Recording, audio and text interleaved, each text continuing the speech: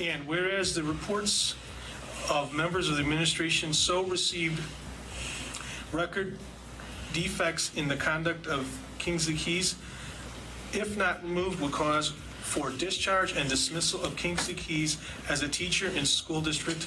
And whereas the board finds and determines that Kingsley Keys has failed to remove or remedy all or some of the previously stated causes, charges, reasons, and defects after reasonably warning, and the conduct to date in the school district has been unsatisfactory.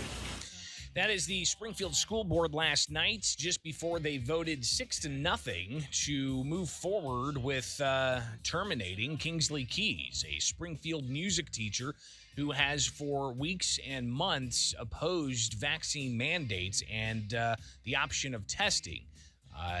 Several weeks ago, the school board gave a warning and a timeline for them to comply. There were 2 teachers altogether that weren't complying. One of them, Cadence Cohen, ultimately showing that she has been vaccinated and was making the point that all along she's anti-mandate.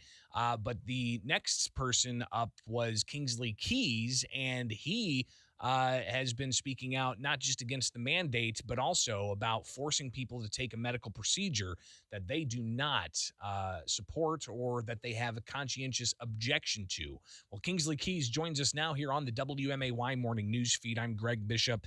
Mr. Keys, thanks for taking time this morning. I guess let's get your immediate reaction to last night's board vote to set up the possible termination.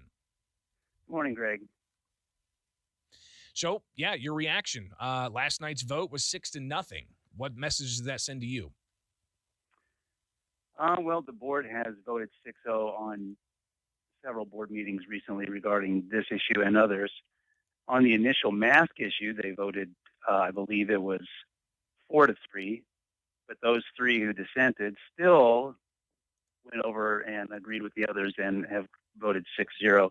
I don't know why Mr. Reiner wasn't there last night, but I assume it would have been 7-0. So with this, what are your next steps now? And we'll talk a bit about some of the rationale you have for the position you take. But now that the board has indicated they're willing to fire you, what are your options here? Well, the board hasn't just stated they're willing to. They did terminate. I'm on my 5th suspension without pay until last night. And well, what is the way forward? The way forward is I had to come up with a plan B and plan C. Ironically, during the whole, since March 13th of 2020, when all of us teachers had to scramble to just learn how to teach online, which was horrible, by the way, talking to a camera and not having physical students right there. But I exploited that, and I really learned to do it well. I got really good and fluid with all of the tools that I could use over that year and a half. And, ironically, Greg, I absolutely adore children and being able to mentor them and pour into them. So I got to the point where I could actually look at the camera, the video camera, and see students, whether they were live or not, and speak to them and speak to their hearts, because I'm a little off topic from your question. I apologize. But that whole, you asked, what's the way forward? My plan B and plan C over the last 2 years has been, man, how am I going to be able to still impact children musically? Man, I love music. And especially jazz. And so my path forward is going to be to still find a way to impact children and impart the love of music and give them a sense of self-worth and dignity, and just build them up in the best way I can. Would that be something like you kind of doing this independently, right? I mean, being like a music teacher that people hire. I know my mom hired a piano teacher when I was real young to teach me how to play piano. Is that kind of what you're eyeing here? Wow. Well, I really don't want to divulge what it is I've got in the works, but I have something that's going to be able to reach many, many. I did my first jazz sessions. I started at Capital City Music here in the last couple months, I did a month of jazz sessions, 4 weeks in a row, and we had students come on, and we rehearsed and played. We gave a concert at the end of that 4 weeks. For the last 20 years, I've done, I think, 17 jazz camps during the summer.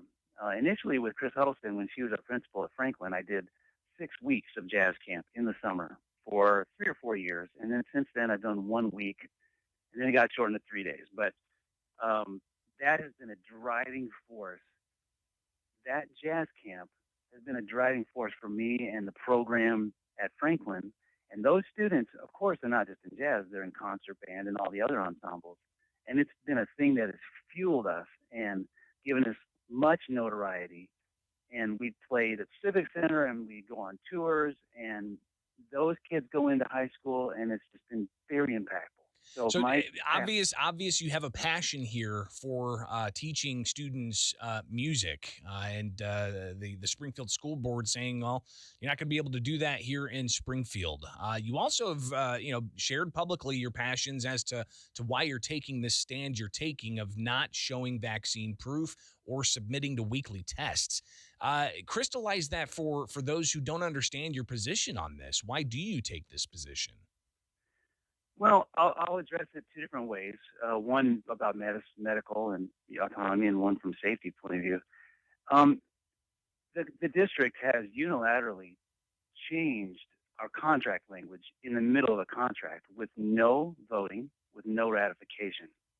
And that exists nowhere on the planet in any contractual organization.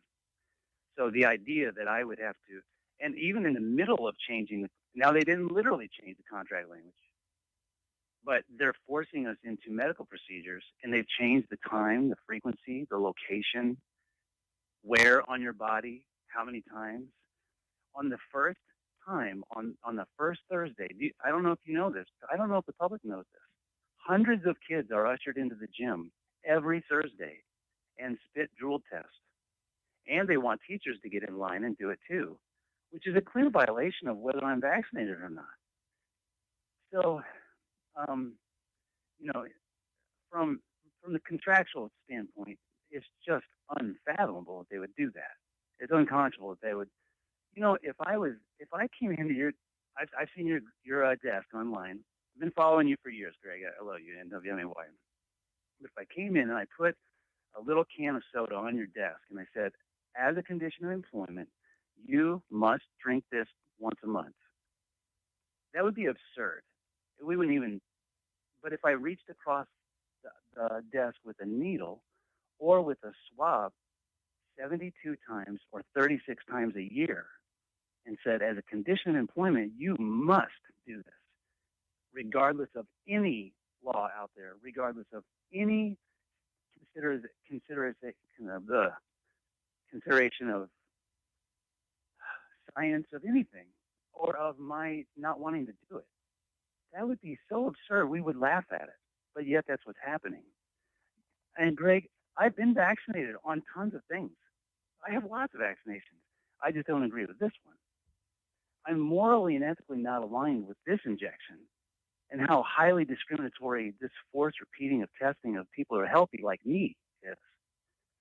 So, like I said last night in the board meeting, ultimately, my income and my health insurance and all that I have garnered and gained and programmed over these 20 plus years as a result of my passion, I am not willing to put that above my principles.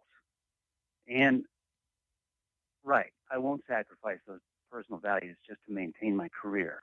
And that is a huge decision that I made when I drew that line in the sand on September 6th and issued my letter to the district and to the board.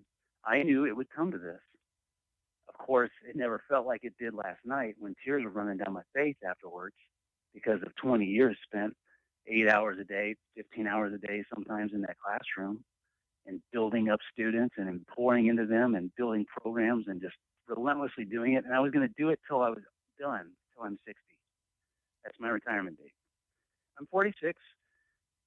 You got a new addition to the family, so that's going to be you got hands on deck for that. So there's obviously some passions you have for your family as well, and you were taking this position for a variety of reasons and standing by that position. Speaking with Kingsley Keys, Springfield school teacher who the board last night voted to fire. What are the next steps? Are you looking at possible legal action to take in this case? Well, any legal action that would move forward would, if successful, would definitely open the door for all the other teachers who have reached out to me in Springfield, and open the door for them to take the same action. Do I have an actual case in place? I'm not going to comment on that. But I mean, read between the lines. There's lawsuits being filed all over the state, in regards to healthcare workers, other professionals, and teachers. And by the way, it's so odd. I'm one of two, Cadence and I, in this district that were going to be fired, but there's 1,400 just that I know in Illinois.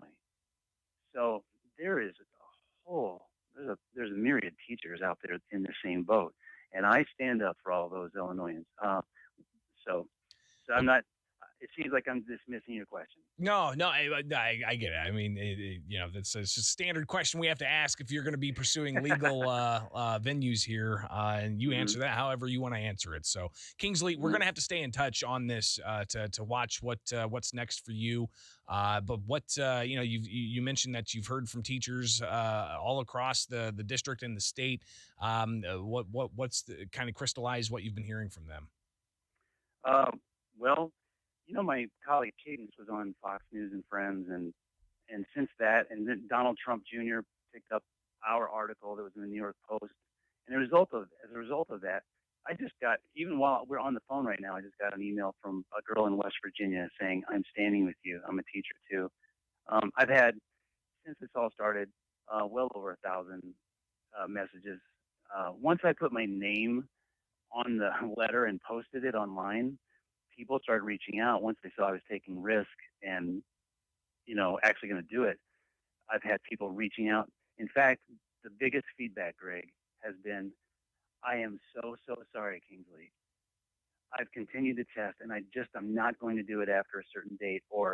And they say, I'm a single mom, or I've got family, and we just can't do it at this time. And I am all for them. In my response, I never say don't test. I decided, okay, I'll stand up and I will do this and be a strength to all those that need the support. Kingsley, this is all the time we've got. We'll definitely stay in touch. I appreciate you taking it with us here on WMAY. Thank you, Greg. Absolutely. 8:55 now from Culver's West on Wabash. $15 per hour is a lot of cheddar. Culver's West on Wabash pays top dollar for adult employees. Apply in person today.